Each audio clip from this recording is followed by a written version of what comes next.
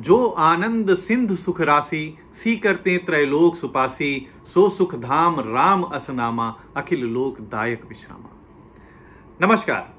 जो आनंद के समुद्र और सुख के भंडार हैं, जिनकी एक बूंद से तीनों लोग सुखी हो जाते हैं, वही श्री राम है।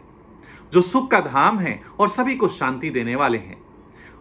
भगवान श्री राम के विषय में तुलसीदास जी कहते हैं कि राम शब्द सुख और शांति के धाम का सूचक है।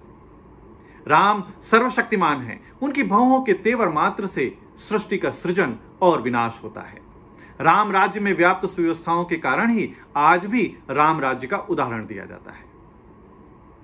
आइए आज जानते हैं कि भगवान श्री राम के वो कौन से गुण हैं जो उन्हें मर्यादा पुरुषोत्तम भगवान श्री राम बनाते हैं, और उन गुणों से हम क्या सीख सकते हैं। भगवान श्री राम शरणागत की रक्षा करने वाले थे। उनका चरित्र इतना उच्च था कि जो कोई भी उनकी शरण में आता था, भगवान श्री राम उसको हृदय से अपनाते थे। फिर चाहे उस शरणागत की रक्षा करने के लिए अपने प्राणों की बाजी ही क्यों ना लगानी पड़े, राम कभी भी उसको अपने से अलग नहीं करते थे।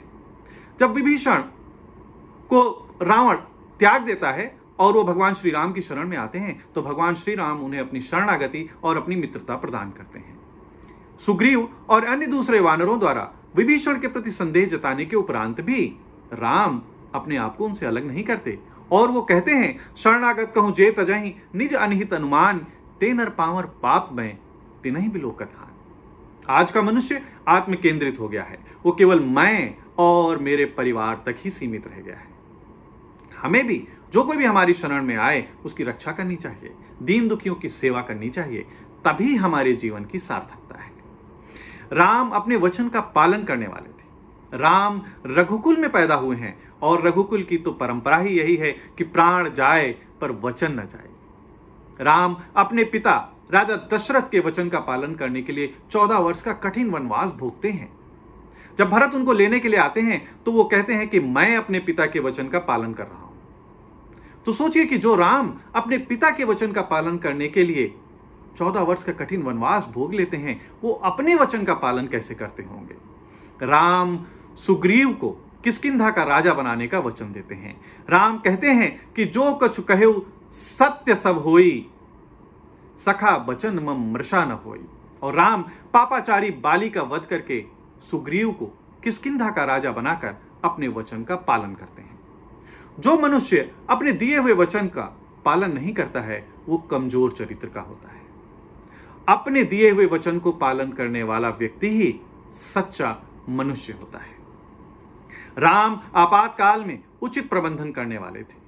भविष्य में किस चीज की और किस व्यक्ति की कैसी आवश्यकता होगी, राम हर उन चीजों का उचित प्रबंधन करते थे। राम सारी शक्तियां स्वयं में केंद्रित नहीं रखते थे, अपितु लोगों को उनकी क्षमता अनुसार, उनकी योग्यता अनुसार जिम्मेदारियां देकर उनका उत्तरदायित्व तय करते थे। राम अंगद को शांति दूत बनाकर लंका भेजते हैं, क्योंकि राम को अंगद की वाक्पटुता पर पूर्ण विश्वास था।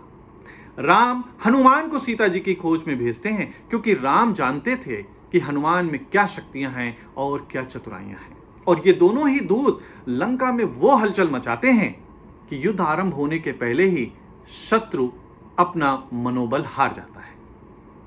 हमें भी अपने जीवन में यह देखना चाहिए कि जो भी लोग हमारे साथ हैं, हमारे साथ काम करते हैं, उनमें कौन सी क्षमताएं हैं, कौन सी योग्यताएं हैं, और उनको यदि हम उन्हीं क्षमताओं और योग्यताओं के अनुसार कार्य देते हैं, उनकी कमियों को सुधार कर उन्हें विकसित करते हैं, उनका मनोबल बढ़ाते हैं, तो हम हर कार्य को सफलतापूर्वक और समय पर पूर्ण कर पाएंगे। राम धर्मज्ञ और सत्यप्रिय थे। राम दृढ़ता से धर्म और सत्य के मार्ग पर चलते थे। राम का पूरा जीवन सत्य और धर्म को ही समर्पित था। राम ना तो कोई अधर्म करते थे और ना ही किसी को अधर्म करने देते थे। जब चित्रकूट में भरत भगवान श्री राम को वापस लेने के लिए आते हैं, तो राम उनसे कहते हैं कि मैं अपने धर्म का पालन कर रहा हूं, और तुम भी अयोध्या में वापस जाकर गुरु, माताओं और मंत्रियों से परामर्श लेकर धर्मपूर्वक शासन करो। और भरत ऐसा करते भी हैं। जीवन में हमें भी धर्म और सत्य के मार्ग पर चलना चाहिए। यह मार्ग बड़ा ही कठिन है, परंतु अंत में विजय सत्य की ही होती है। राम सच्चे समाजवादी थे। राम छोटा बड़ा, ऊंच नीच और प्रजा राजा का भेद नहीं करते थे। जो भी राम से मिलता था, राम उसे सच्चे हृदय से अपनाते थे। यदि कोई राम की तरफ एक कदम बढ़ाता है तो राम 10 कदम आगे बढ़कर उसे अपने हृदय से लगा लेते हैं। राम निषाद राज गुह से मिलते हैं और उन्हें अपने गले से लगाते हैं। राम निषाद राज के प्रेम को सम्मान देते हैं, कभी भी उनकी जाति को नहीं पूछते। राम केवट से प्रेम से मिलते हैं और उसे अपने पांव पखाड़ने देते हैं। राम नीचे कुल में पैदा हुई शबरी को माता कहकर बुलाते हैं और उनके जूठे बेर खाते हैं। शबरी भगवान श्री राम से कहती है, कही विधि स्तुति करो तुम्हारी, अधम जाति में जड़मति भारी। भगवान श्री राम कहते हैं कि माता, मैं ऊंच नीच, छोटा बड़ा, अमीर गरीब, इन सब बातों को महत्व नहीं देता। वो कहते हैं, कह रघुपति सुन भामिनी माता, मानव एक भगति करनाता। तो हमें भी अपने जीवन में छोटा बड़ा, ऊंच नीच, अमीर गरीब, इन भावनाओं को महत्व नहीं देना चाहिए। जो कोई भी व्यक्ति हमसे मिलता है, हमें उससे प्रेम से मिलना चाहिए, उसकी प्रेम और उसकी भावनाओं को ही महत्व देना चाहिए। हमें समदर्शी होना चाहिए, सर्वग्राही होना चाहिए। राम सबकी सलाह से कार्य करने वाले हैं। राम जब चित्रकूट से चलकर अगस्त्य मुनि के आश्रम में पहुंचते हैं तो वो मुनि से पूछते हैं कि अब सो मंत्र देहु प्रभु मोहि, जेहि प्रकार मारो मुनिद्रोही। और अगस्त्य मुनि भगवान श्री राम को दंडकारण्य में पंचवटी नामक स्थान पर कुटी बनाकर रहने की सलाह देते हैं। राम उनकी सलाह मानकर दंडकारण्य में कुटी बनाकर रहते हैं और पूरे दंडकारण्य को खरदूषण के अत्याचारों से मुक्त करवाते हैं। राम माता शबरी की सलाह मानकर सुग्रीव से मिलते हैं और सुग्रीव एवं उनकी वानर सेना की सहायता से राम सीता मैया को खोजकर दोबारा प्राप्त करने में सफल होते हैं और लंका पर विजय भी प्राप्त करते हैं। राम में अहंकार नहीं है। राम सभी के विचारों को महत्व देते हैं, उनके मतों को सुनते हैं और फिर विवेक पूर्वक निर्णय लेते हैं। हमें भी अपने जीवन में ऐसा ही करना चाहिए। हमें सभी के मतों को महत्व देना चाहिए और फिर अपना निर्णय लेना चाहिए।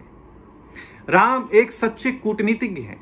राम देश, काल, समय और वातावरण के अनुसार नाप तौल कर निर्णय लेते हैं और यही कारण है कि राम को कभी भी असफलता का मुंह नहीं देखना पड़ा। राम विभीषण को अपनाते हैं क्योंकि राम जानते हैं कि शत्रु का शत्रु मित्र होता है और विभीषण के बताए हुए भेदों के आधार पर ही राम रावण का वध करके लंका पर विजय प्राप्त करते हैं। हम भगवान राम से, उनके जीवन से कूटनीति की इन बारीकियों को सीख सकते हैं। भगवान श्री राम दूरदर्शी हैं। वो भविष्य में होने वाली घटनाओं का सहज ही अनुमान लगाकर लोगों को सचेत करते हैं। राम वनगमन के समय सीता मैया को ये समझाते हैं, जब वो वन चलने की हट करती हैं तो समझाते हैं कि स्वाभाविक हित चाहने वाले गुरु और स्वामी की सलाह को जो नहीं मानता है उसे बाद में पछताना पड़ता है। और ऐसा ही हुआ भी। वन में रावण सीता मैया का हरण कर लेता है और सीता मैया को बहुत सारे कष्ट भोगने पड़ते हैं।